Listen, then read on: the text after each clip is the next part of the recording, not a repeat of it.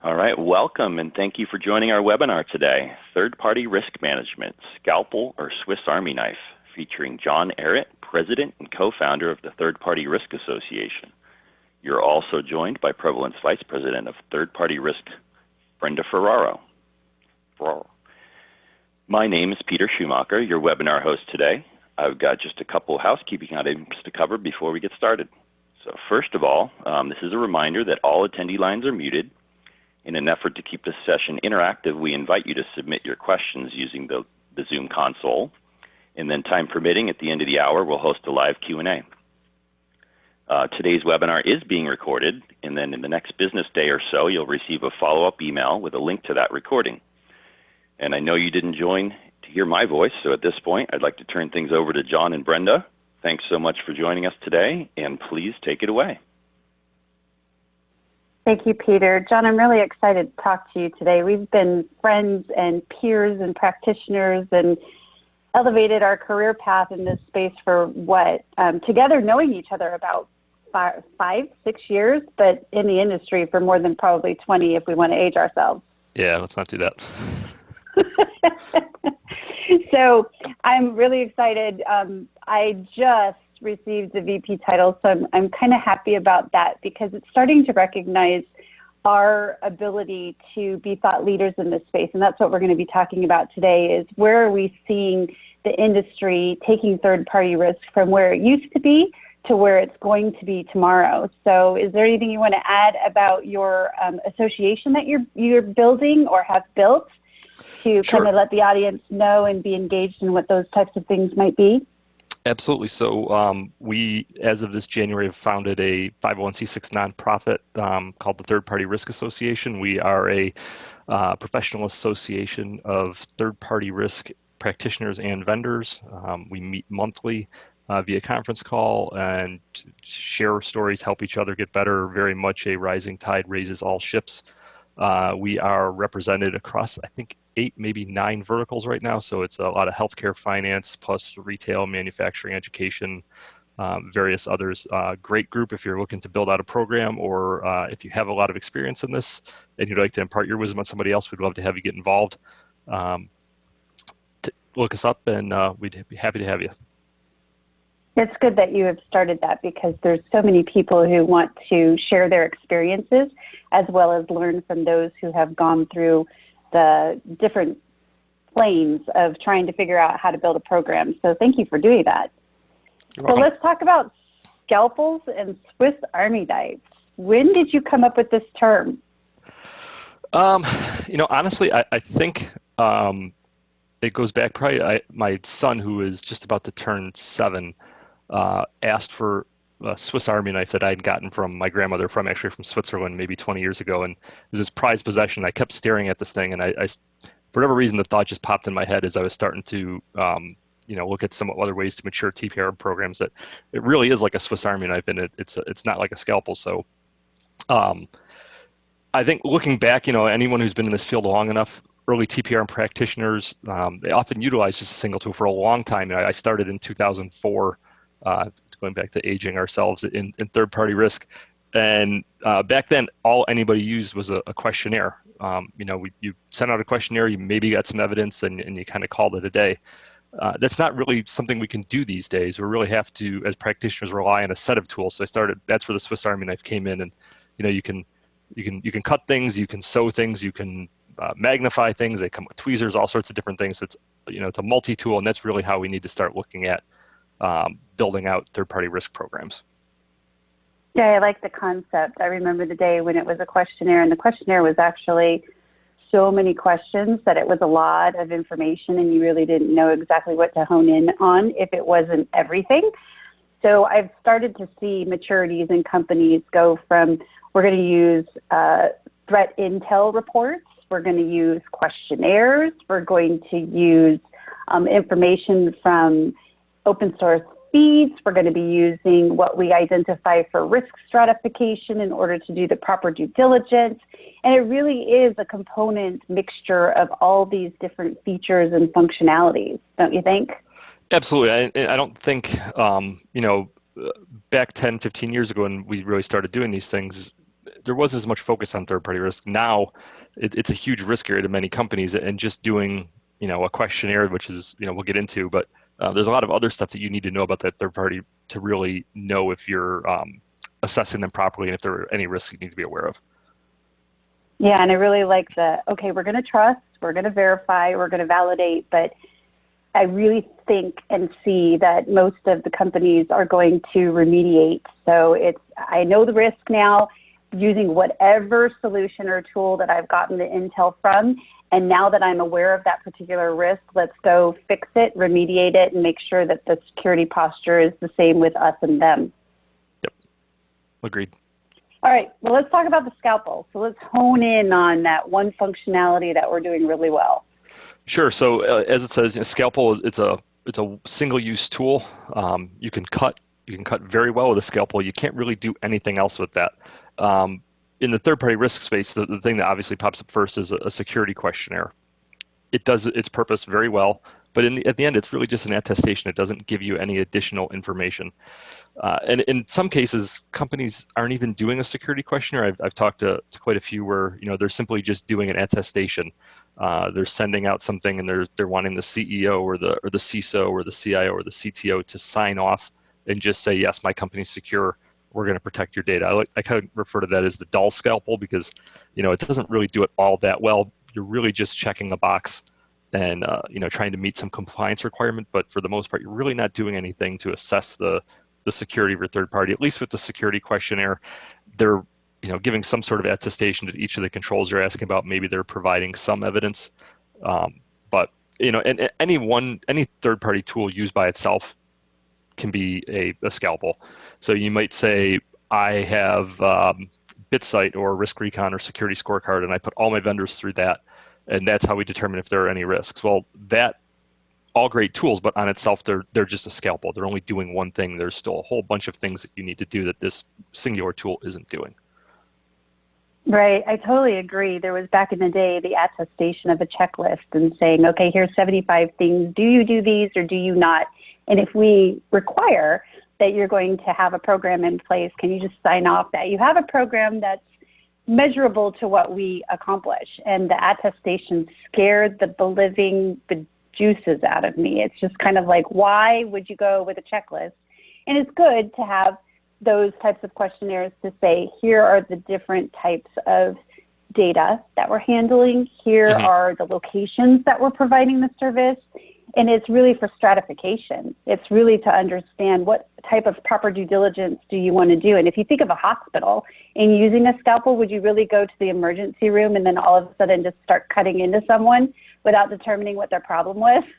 Right. And so I really like how you're using this analogy to kind of figure out, okay, what is your issues and do you even have any? Maybe you're really pristine in your security and your cyber practices, and here's what we need to do to apply the proper due diligence against you versus, we're going to give you every test that we possibly can just to figure out if you're okay or not. Right. Absolutely. So let's talk about the failures of Scalpels. Sure. Over time, decreased value. If you keep getting that same attestation, for one, it isn't telling you anything. They're just saying that they're agreeing to something. And if you're just doing the questionnaire, chances are, I've seen probably thousands of questionnaires now over the past almost 20 years, where oftentimes you get the questionnaire. Maybe it's a vendor you're reviewing every year. You look at the questionnaire and you're like, this is the exact same response they gave last year. Sometimes they don't even update the screenshots or the evidence they provided. They're sending you the same thing back again. So there's a decreased value in that. You're not being made aware of changes as they happen and things like that. They're limited in scope. Obviously, the only things you're going to know about are the things you're asking about. So maybe there's risks that you haven't thought about that you're not asking, so you can't get that, and then you miss out on the third part, the emerging risks and new attack vectors. As things happen, you're unaware. You're pretty much flying blind. You're really just looking at the things that maybe that questionnaire is asking, or even worse, if it's just the attestation, and you don't know anything else that's going on with that vendor. Maybe they've had a recent breach. Maybe they've had some instability with the organization itself. Any one of those things, you don't know, and that really puts us behind the eight ball.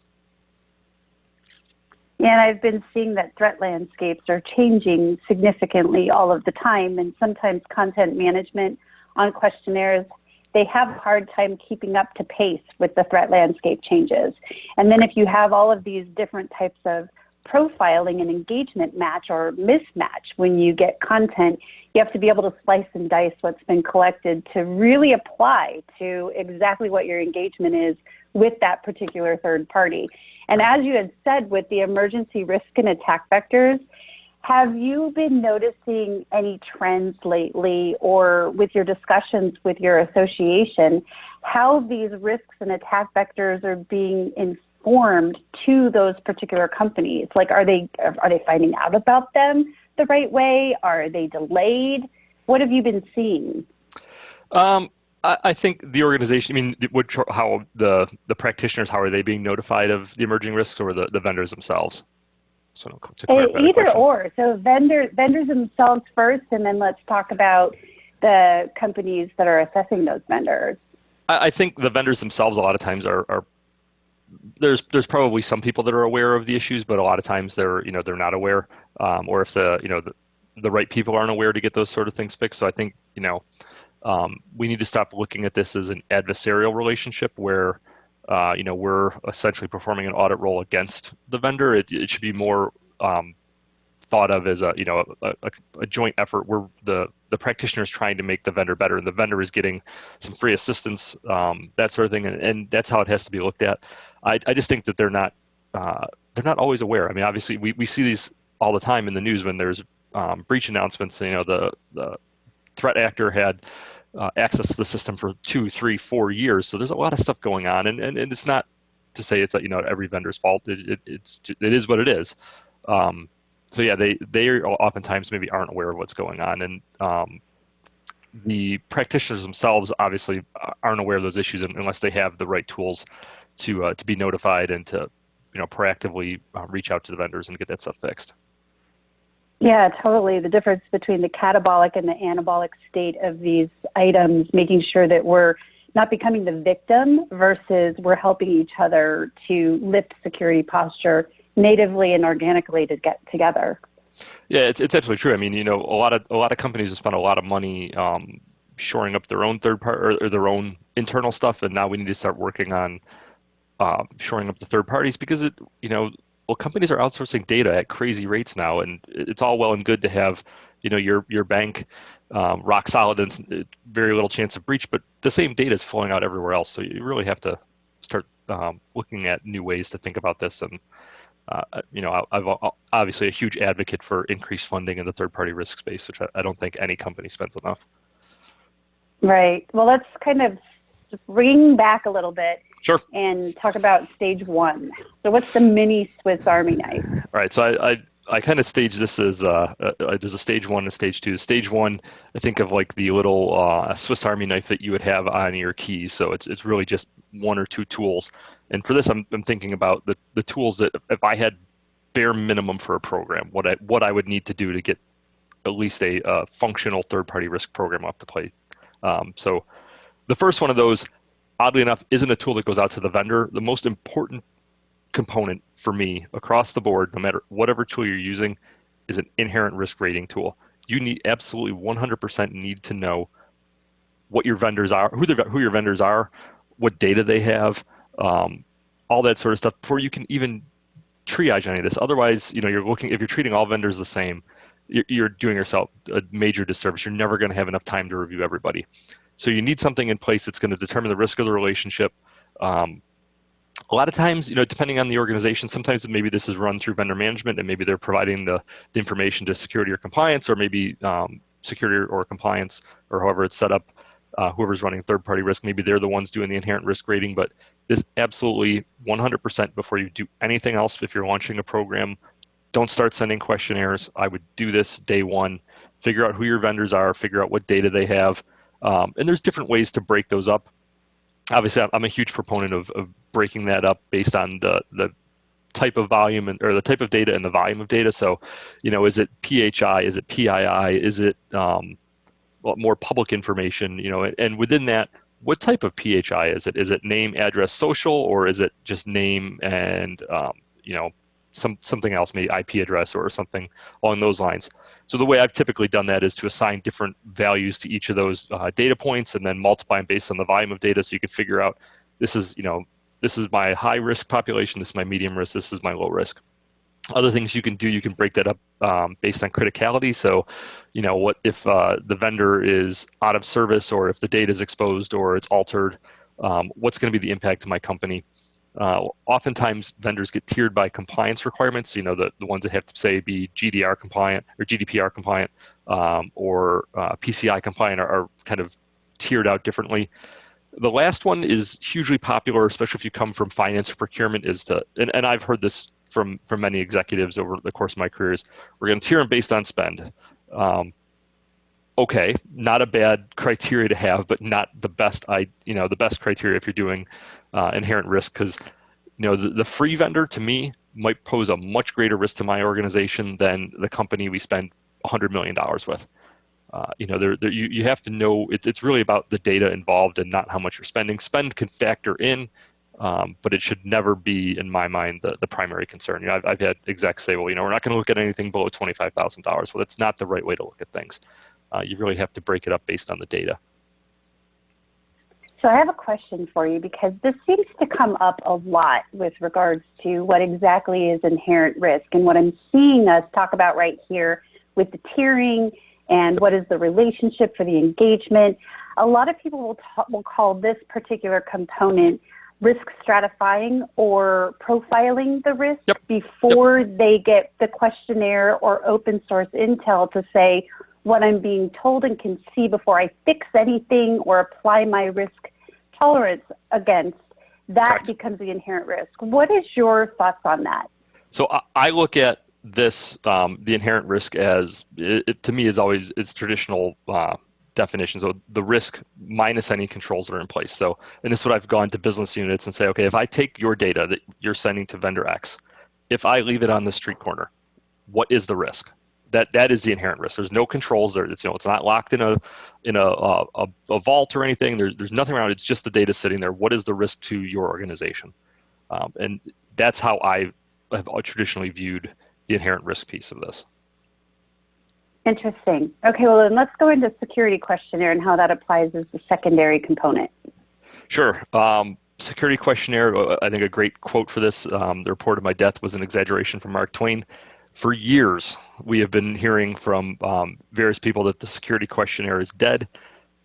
Everyone probably does want to replace it, but it still holds value. There's always going to be some situation where you can't get rid of the security questionnaire. To get any real value from it, though, you really need to have supporting evidence. Otherwise, it's just a really long version of the attestation we were talking about previously, right?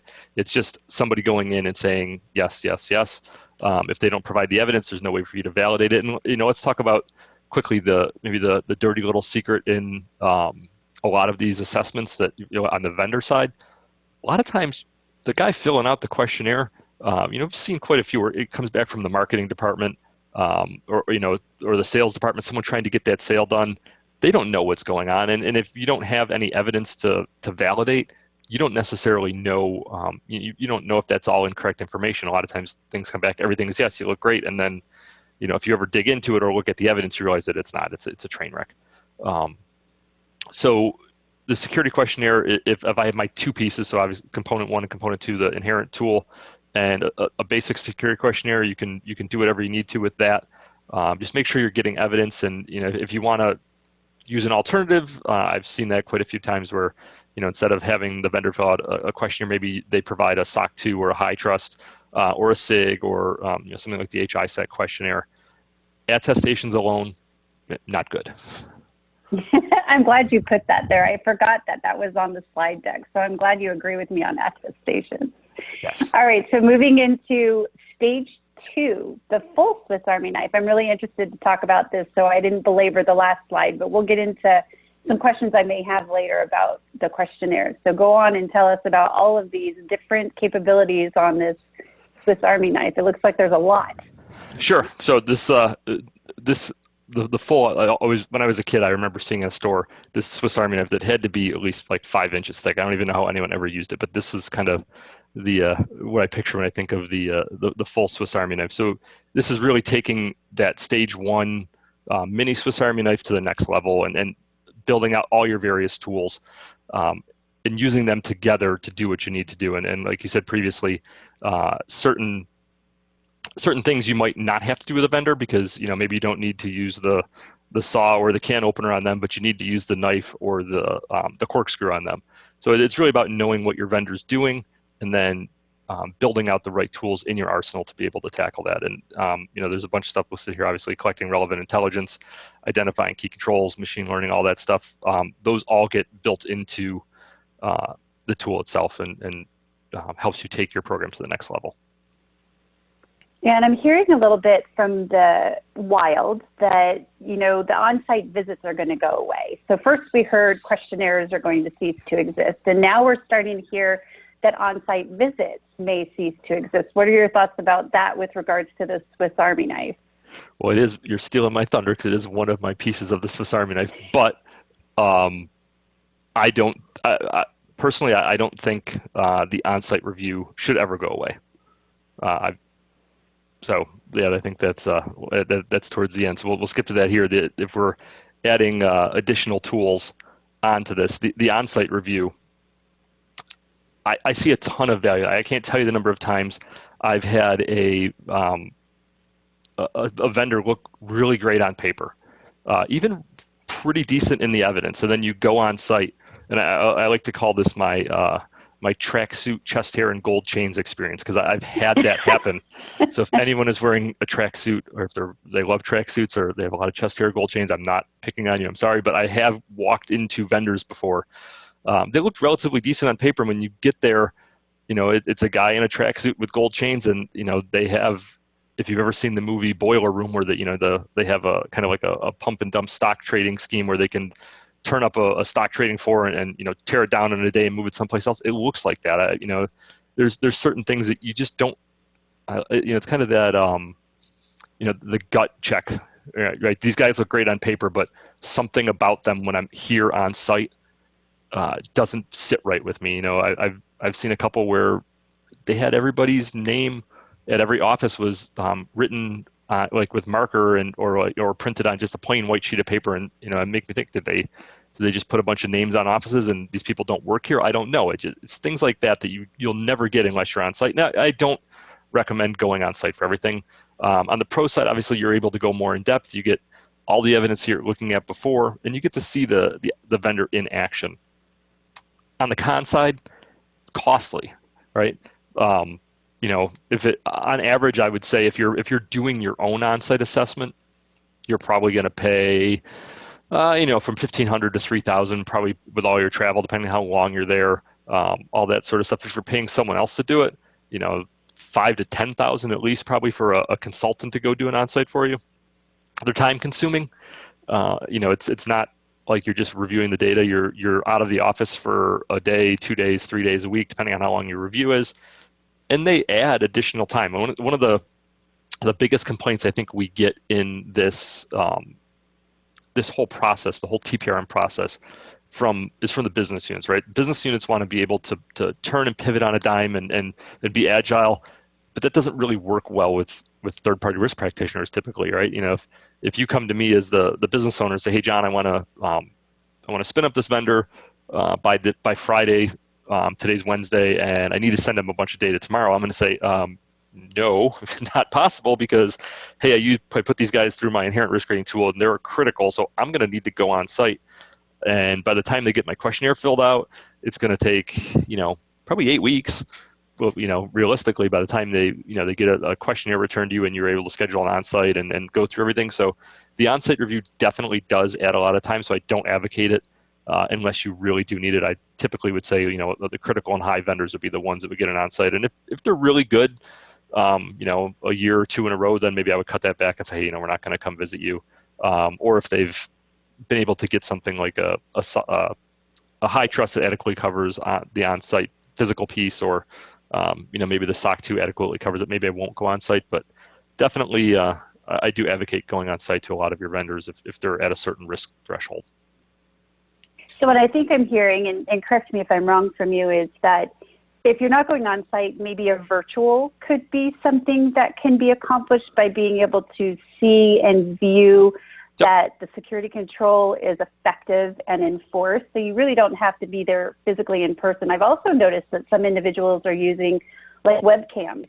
Like if they have to see a data center, they could use a webcam and have someone walk through. They don't really need to be there. They could do it virtually. And the other thing is, with regards to the new thing that's coming up and about called True Risk, when you get a questionnaire back or you get a security intel report, there's information on it, but in order to know how well they're conducting those security controls, whether it's a yes response or a no, no's usually become, okay, it's a failed item or it's an observation that if it matters to us, we're going to go and check. But if it's yes, you don't want to just ignore it and say they said they do it, because it's left to their self-interpretation or their own judgment on how well they're doing it. So how do we check and make sure at what maturity level for True Risk they are accomplishing meeting the needs of that particular control?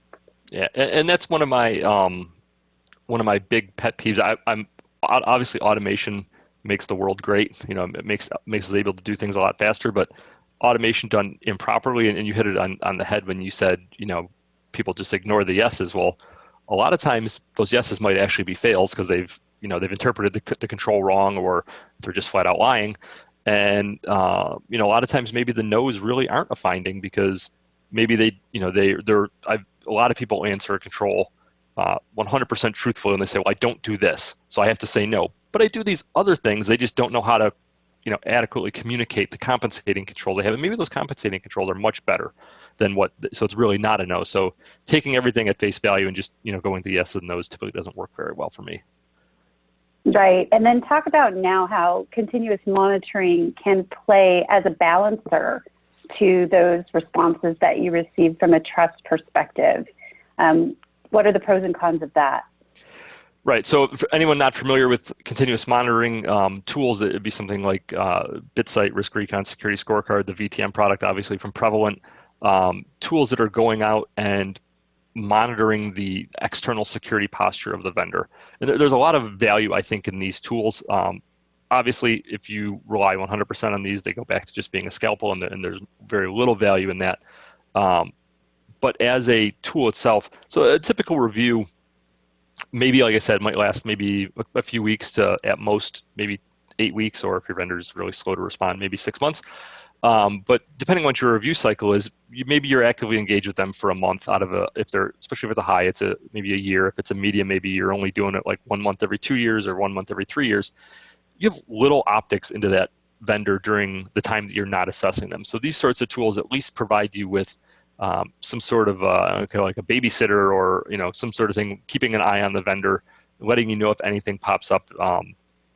They're really useful for health checks. I, for one, in the past, have used them when procurement wants to come in past roles, say, hey, we want to look at these 8 vendors, and I'm like, well, we really don't have the time to go look at 8 vendors because you're only going to pick one of them. So a lot of times I've used tools like these to go in and just do a quick health check on the vendor, and maybe you can differentiate and say, okay, out of your 8, 6 of these guys, they're all basically the same. These other 2 guys are horrible. You should take those guys out. And then from there, the business can kind of whittle things down, and you can do a more in-depth assessment, once they've kind of selected. And we all know the business would typically select the one with the nice colors and the flashy lights and not the best security. It just always seems to be the way that it goes. So, these sorts of tools are helpful to triage and not waste your time, because, like I said, I wholeheartedly believe almost every TPRM program in the country could use more staffing and more funding, so we don't have the cycles to go do assessments of vendors that we're never going to select. Yeah. Go ahead. No, go ahead. No. I was just going to say what. Ladies first, Brenda. Go ahead. Ladies first. No, keep going. Keep going. I'm done. I'm for a second. And you know what? They also help determine where your vulnerable third parties may be. So maybe there's a new vulnerability that's come out, and you need to be able to search everyone who's may potentially be affected by Apache struts, or is visibly running something that is can be affected by that. These sorts of tools can at least give you a place to start. The cons, there's a refresh period that often varies on these, and nobody's doing, real time 100%. As soon as I turn on a server, 2 seconds later, it pops up on these tools and alerts you. It's just not the way it works. It's, you're trying to monitor, tens of thousands of companies in every server with that company that's externally facing. It just doesn't work that way. So there's generally a refresh period that varies from, a day or two to maybe up to 2 weeks, depending on who the vendor is. And there's also a lot of potential for false positives. So you really need to choose the tool wisely. I've always advocated taking, if you're looking into these tools, get the vendors in this space to run a report on your own organization and take it to your IT folks and say, okay, guys, let's look at all these. Which one appears to be the most accurate for us? And that's a good way to do it, because the false positives are what they are. A lot of times, typically you might see a company that has a marketing site that's not even on their network. It's just, hosted someplace else, and those are turning up. Things like that, where there's no real risk to your data, but they do pop up. So, look at the tools and see which one is the most accurate in your mind and fits the bill. And they all kind of do things a little bit differently. They do different scoring. Maybe it's A through F scoring. Maybe it's 0 to 1,000 for a credit score, or it's 0 to 10, depending on who they are. You really have to know how they're doing their scoring, and that may factor in too. But they're very useful tools. We use them quite a bit, not only in between review cycle, but a lot of times when you're doing the assessment itself, just to say, okay, company X said that they're really good at patching, and based on the questionnaire and the patching policy they sent, probably true. Then you go look at your continuous monitoring tool and say, okay, well, you have all these tools that are externally facing, these web servers that are running end-of-life software that have vulnerabilities that haven't been patched. Which one's accurate? What's the story? So a good friend of mine, Chris Golden, always says these are the means to start the conversation. So and that's what I really look at these tools as, is they help start the conversation. You might go to the company and say, okay, well, you need to explain why what's going on here and those sorts of things. So excellent tools. They're definitely add-ons. So I would never be using them 100% alone, but there is definitely a lot of value in using them to aid your assessment process. Yeah, I would agree with our friend Chris Golden, the means to start a conversation, but I would also add that it also is something to continue the relationship, because even though procurement resources can use this as a very quick way to determine and request for information or request for proposals very quickly, what the open source intel is saying, it's about 1/3 of the picture, of course. Yep. But it's point in time, and we can say, oh my gosh, there's going to be a heavy lift here, or there's going to be a low lift here. But I really stress to all of the listeners that you need to contextually look at that and create thresholds that are applicable to the engagement, so that you're not bringing in too much intel that doesn't apply, and you're making decisions based on all of that lovely, colorful information that we get. Yeah. The other thing is, throughout the relationship, you can get the right types of alerts. So when you are in the engagement, everything is in a risk state or it's being remediated, there might be an alert that says, hey, something's happened on the business side or the cyber side that you want to know about. It may even make it so that it's a trigger to reevaluate that particular vendor or third party, just so that you're on top of the fluctuation of what can happen over time, right? Absolutely. Yeah, no, go ahead. Go ahead. No, go. I have to put myself on mute every once in a while so that I don't talk over you. Go ahead. No, I've already forgot what I was going to say, so you're good. Maybe that's the reason why I keep saying it so fast. It's like, if I don't say it, he's going to talk about something else and I won't remember. But the one thing that I liked how you were talking about, run the report, run it on yourself, identify what maybe the information is or needs to be cleaned up, just like if you were buying a house and you were trying to clean up your credit rating. But I've heard two terms just for fun. One of them is eat your own caviar. So that would apply to that. And then I'm hearing a new one just out of the blue, where it's not drink the Kool-Aid, but drink the champagne. Have you been hearing that as well? I usually use eat your own dog food. Well, it's caviar now. It's caviar. I'm dating myself. All right, so go ahead and make your point, and we'll switch over to the next topic. I'm good. We'll go to the next slide. I think I've already forgot what I was going to say. So, all right, it'll come back to you, I promise. Yeah. All right, so additional tools on top of that, penetration and vulnerability testing. you need to be able to go out and have some sort of security certification on your third parties. So there's obviously within the assessment itself, you're typically asking for evidence of penetration and vulnerability testing. But what we're getting to here is really you going out and maybe doing your own. And I've seen this in a lot of larger banks where they have stuff in place to go assess or run their own penetration vulnerability testing against their vendor network. Obviously, so on the pro side, you learn a whole lot more. You're able to control it. You can scope it the way you want to do it, or at least within agreement with the vendor. On the con side, if you're doing it internally, you got to have the right people to do it. It's not a type of tool you just want to have, Joe TPRM guy who's maybe good at auditing but knows nothing about running penetration or vulnerability testing tools to go click a button and take down a company. If it's external, it's really costly. It's a great skill, very marketable skill, and it's a very expensive skill when you're hiring it.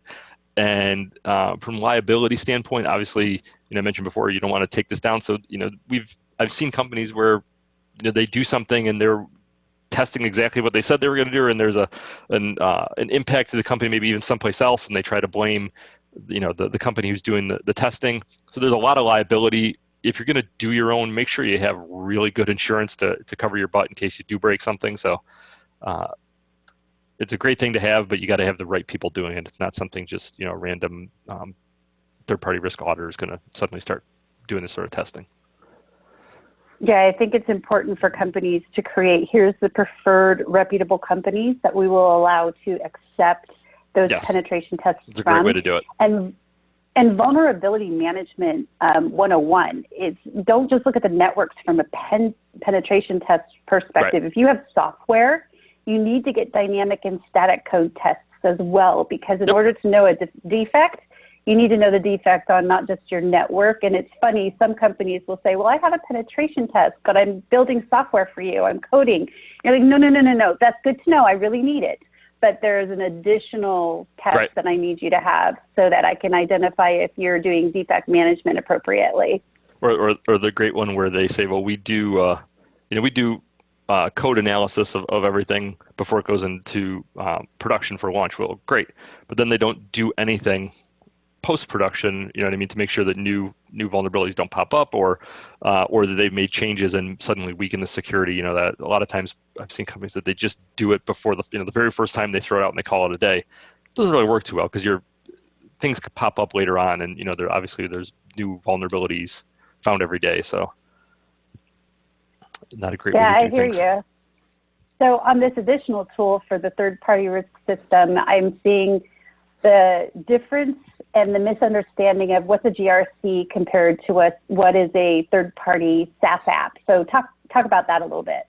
Right. So GRC is really it does a whole bunch of other things besides just third-party risk. In a lot of cases within RSAM or RSA Archer or Metric Stream, those tools all have what they would probably call a vendor risk management or a vendor management, or even a third-party risk module that might go along with policy management, vulnerability management, you name it. There audit modules. There's whole sorts of other things. On the third-party specific SaaS apps, it's really tools such as yourself, Prevalent, or the platform that CyberGRX has, or Venminder, or Third-Party Trust, or OneTrust, or Wistic, you name it. Tools that are really kind of taking what would be the module in a GRC and splitting it out and saying, okay, we're gonna do one thing really well. We're not going to worry about policy. We're not going to worry about vulnerability management.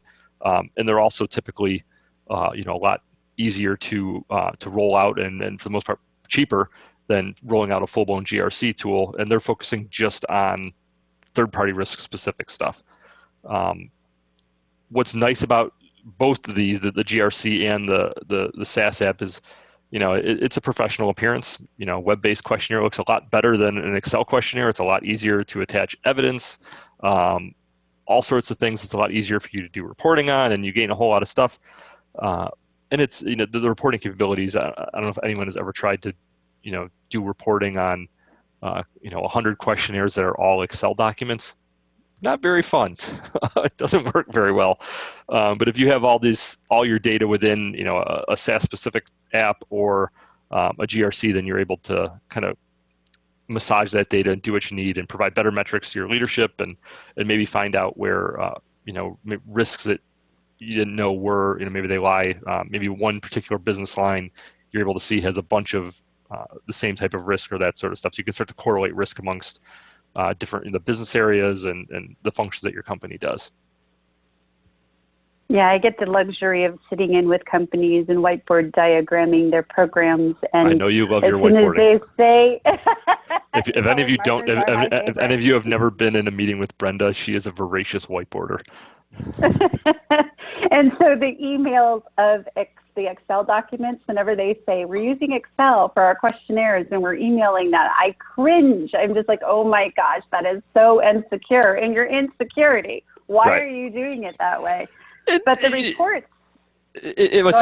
In their defense, if I was just starting up, I probably wouldn't spend the money, day one on a tool. I would want to make sure I had, the right questionnaire and all that sort of stuff. So if I had to do with Excel for a year, that's I wouldn't be against that. But I think once you get past that initial maturity, that you need to really start looking at these sorts of tools just to speed up everything. You're getting more, it's more secure. Your own staff can react much quicker and send data out quicker, and you're not getting flooded with emails and trying to remember wherever stuff is. It's all coming to a central place. So it's definitely a way to go. Right. Well, the efficiencies alone of being able to have it in a platform where you can configure your recommendations for risks, or you can map the failures to a particular risk register. Those are all the things that we're trying to get away from collection pandemonium, or just the fatigue of having to collect content versus it's already collected. Here's where your risk is. Go make sure you mitigate it. Right. All right, so these are your slides. And for some reason, I left automation in, so I'm going to be clicking a couple times while this is coming up. But it's really truly to show exactly the total 7 chevrons of where we have to focus on when we're doing third-party risk. There's the intake process. There's profiling, or what you have called, stratification, or portions of your inherent risk, then goes into categorization and what kind of proper due diligence are we going to apply for the assessment, and then how are we going to identify the risks and remediate it. And then ongoing evaluation is a term that's being used with regards to, we're using monitoring reporting, but we're also going to be monitoring and tracking those risks to closure, and then of course training and education. So this is kind of like a diagram that says, here's what we've talked about today in the dot line boxes on risk rating tools, questionnaires, and on-sites, or we'll call them virtual now. Then vulnerability, static, dynamic, pen tests, the continuous monitoring, which can happen across all chevrons. Don't use it at the end. Don't use it in the middle only, but use it at the beginning as well. Yep. And then, of course, reporting to help us to determine what are those key performance indicators that we should be tweaking to continuously mature our program. Yeah, and one thing that I probably didn't hit on hard enough, and I think you've illustrated here with the risk categorization, is the data that's coming out of those inherent risk tools from, where you're calling it the profiling. Organizations should be taking that and determining, using what you said here, how to determine what the data is and determine how they want to react with that vendor. So if it's, I don't advocate treating a low vendor the same as a high vendor. Maybe I'll go to my high vendors. They might get another Chris Golden euphemism, the full Roto-Rooter treatment, a questionnaire and on-site, all that stuff every year. The lows, maybe I hit them every 3 years and they have a reduced questionnaire, that's policies and procedures, that sort of stuff. So you need to take what you're getting in the profile section and when you get into risk categorization, kind of triage what you're going to do with those vendors and how you're going to treat each differently. And I would really advocate, I would advocate not even treating them at the entity level the same, or treating, but like looking at your every relationship with every vendor, because say IBM, if you're working with IBM, you might have 50 relationships with IBM and maybe 49 of those are little to no risk, but one of those is a critical risk. So you have to know each and every relationship with every vendor to be able to really determine how you want to treat that vendor. Completely agree. What I'm also seeing is that people are starting out with, I'm going to have them complete a security scorecard report or a VTM or a BitSite or all those other ones. And then from there, I'm going to say, these are the 5 that I want to move forward with, but I need to find out some more proper due diligence by having them fill out a light questionnaire. And then once they're selected and they're Right. contracted, then they need to fill out either a core or a full or have an on-site or a virtual, just so that you have proper knowledge and awareness of exactly where the risk is. Absolutely. We know that you mentioned, you got it right on the head with that light questionnaire. I like to call that my showstopper questionnaire. What are the things that I would ask these guys in an RFP in addition to the continuous monitoring one-time report that, if I might ask them, do you have a security staff? Those sorts of things, like, and get some basic showstopper questions for them that you would put in a light questionnaire that everybody can answer in the RFP. And then once you pick the one, then you go much deeper on them, for sure.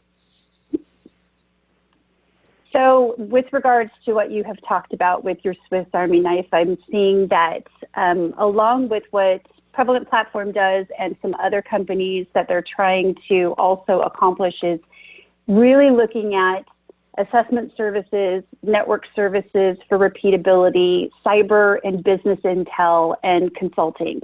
And you'll see that that's the most mature way to go with regards to simplifying and automate. What do you think about that?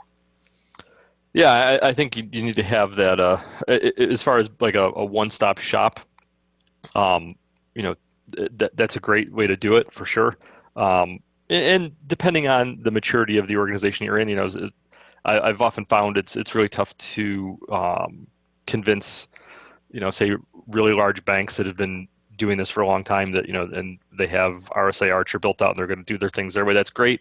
But if you're low to mid maturity, it's really easy to go pick a tool that's going to do all this for you, and you're able to spin something up really quick and get your feet wet in third-party risk and start looking at your vendors instead of spending $5 million to build out a GRC tool. I agree.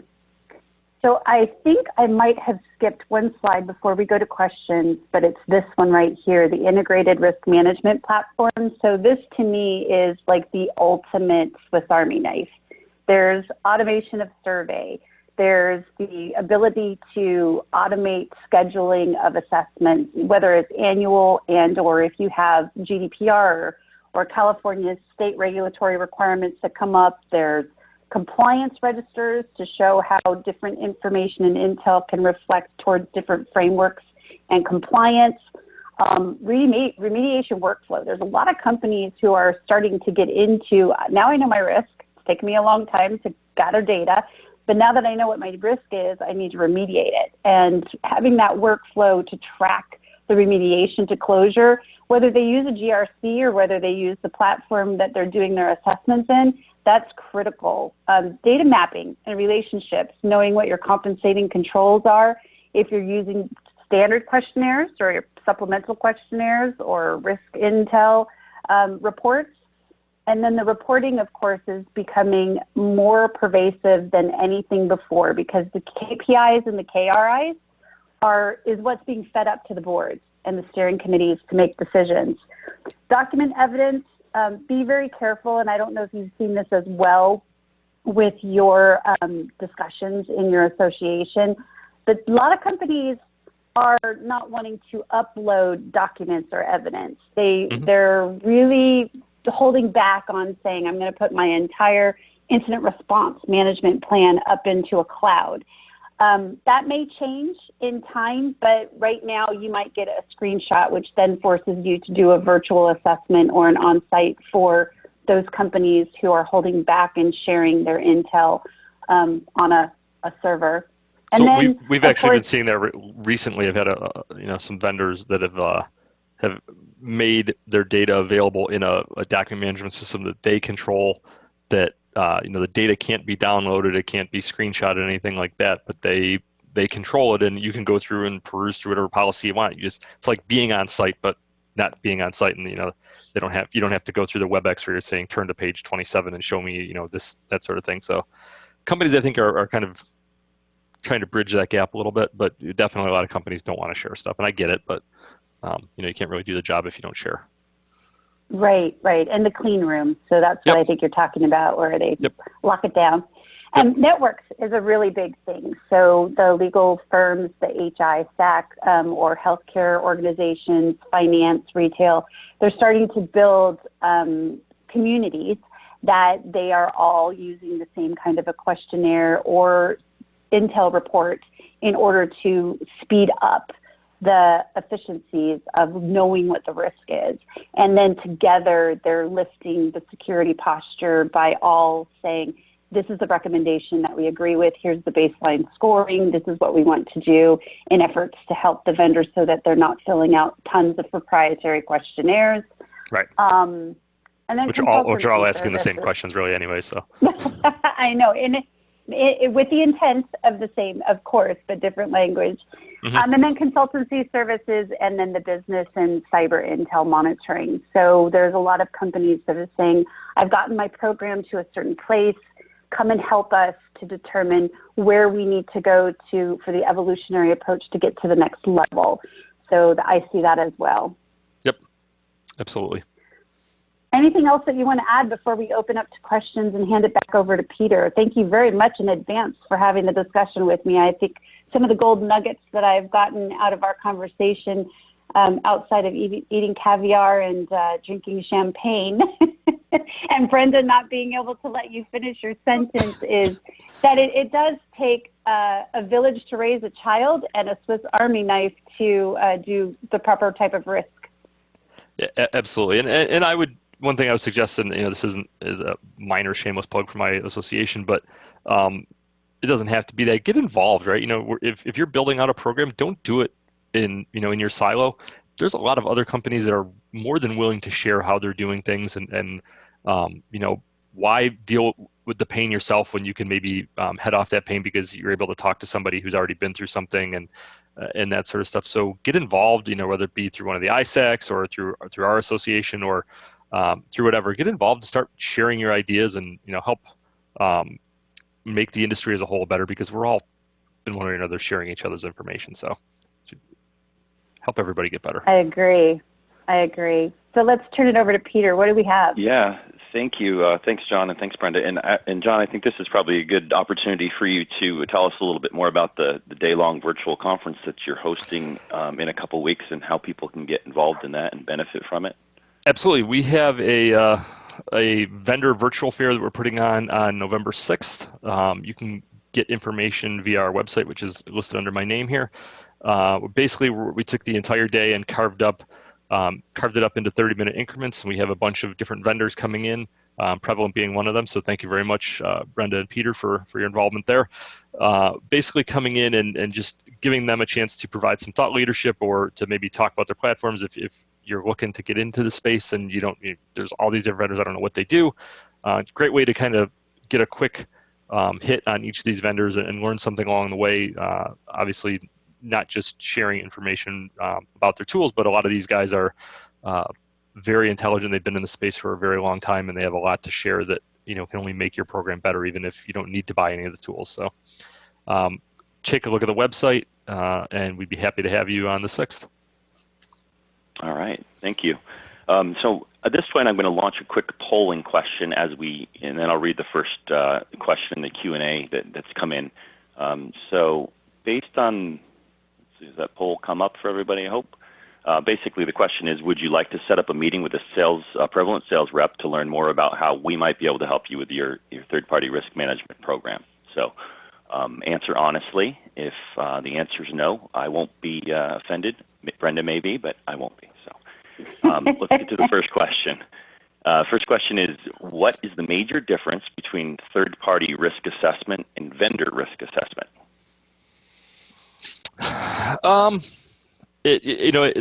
You can use them one and the same, really. It really depends on your the vertical that you're in. Third-party and vendor might be exactly the same. If I'm in healthcare, my third party could be maybe a vendor. It could be, if I'm on the payer side, it might be a broker. It might be a medical provider. So it really depends on what you're focusing on and which industry you're in. For the most part, they're interchangeable. Kind of use them however you see fit. Yeah, I've seen third party, vendor, business partner, supplier, broker, and it just fluctuates based on the industry. Right.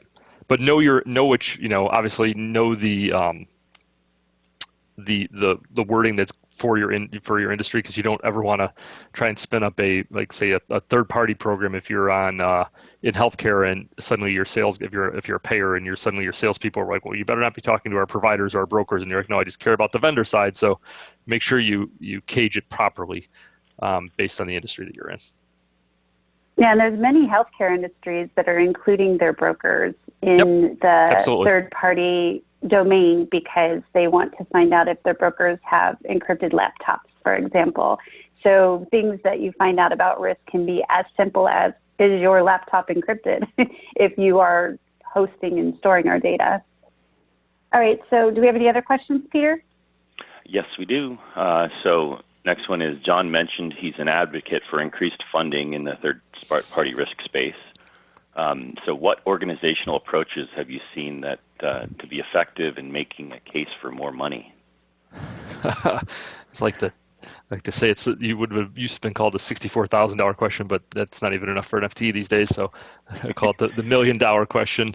I think you need to be able to illustrate the amount of data that's going out to your third parties, and and we've done at the Third Party Risk Association, we've done some initial benchmarking as far as team size and even salary structure across third-party risk to make those cases to say, the average team size is X and this is where we're sitting at. But you really need to look at the number of vendors you have and then figure out how many, if you have 5,000 vendors and you have one person and you need to review, half of them a year, it's not feasible. You have to figure out what your sweet spot is and say, okay, typically at most, probably 100 reviews per year per analyst, and that's obviously not all on-sites. But if you're, saying, if you're thinking you're going to get 200, 300, 400, 500 reviews out of one person in a year, for one, you're probably not going to be actually doing third-party risk, you're just going to be checking the box. And two, if you're doing a full review, you're going to burn that person out. You're going to have massive turnover. So you need to figure out how many vendors you have, and then take that to correlate into how many you can feasibly do in a year. And you need to have all the things we've talked about, right? You need to know who your vendors are. You need to know how many vendors there are. You need to know what data they have and what risks they pose. And then you can say, okay, I have this many vendors, and of all these, I have to do 100 on-sites this year based on our number, and I have 2 people. So, let's talk about how we're going to do this and what type of funding we need for that. I would take everything that you said and also add that really reporting and dashboarding should be one of your primary goals in setting up your performance indicators and risk indicators, and being able to identify to auditors and inspectors, here's where our program is, here's where we already know that we're working on improvements. And once those are identified and pushed up to the executives and the board, you'll find that funding usually comes quite easy if it's part of an audit or an inspection. Right. Agreed. All right. Well, having worked on the vendor side, I thought you just had to ask for more money. I thought that's how it worked. That's what I usually do. It never works. So that's enlightening. All right. Looks like we've got time for probably one more question, and we'll be at the top of the hour. So let's go to this one here. How do we best manage small DSAs, agents, or third-party vendors with small setups who carry companies' critical PIIs? That's a tough one. Obviously, you can't throw a SIG or a SIG Lite or even probably a full vendor questionnaire at a really small organization. But that doesn't remove the fact that they have critical PII or PHI or whatever. So you can't absolve them from that risk. What I typically would see done is, if you have a set of key controls. So maybe your main questionnaire is, say, 150 questions, but you have 30 key controls. Those are the ones, if it's a really small company, those are the ones it's not negotiable. You have to have these. If not, you're going to have a risk associated with it. The other stuff maybe is nicer to have, or that sort of stuff that you could get away with maybe doing that, but you can't just ignore them. You might have to do a little more hand holding and walking them through the process. And, in the end, you're making them a better company, but I would definitely tackle it that way. Yeah, and I would add to the key controls and the must-haves. Normally, they're around the 50-ish questionnaires total, but also add the vendor threat monitoring or some type of a security ranking type of report that would help you to at least get the insight of inside out and outside in, so it's balanced. And at the very least, at the end of the day, maybe you have a very frank conversation with your business line or procurement and say, listen, these guys just, they're so small they can't control our data. Who else do we have with this capability in our supply chain that can maybe do it for us, or we need to start looking at a new vendor that can do this. You shouldn't just keep the vendor because you've been doing business with them. If they have critical security issues, big or small, you should be having that conversation. Well, Excellent. thank you, Jon. Yeah, thank you, Jon. This was a wonderful, great conversation. Hopefully everyone found it to be useful and enlightening. And thank you so much for your time. And thank you, Brenda. It's time to close the webinar, so we'll see you guys on the next one. I think we have a webinar next week. If you haven't signed up, please do so. Find it on our website. And everyone enjoy the rest of their Wednesday. Thank you, guys. Thank you much.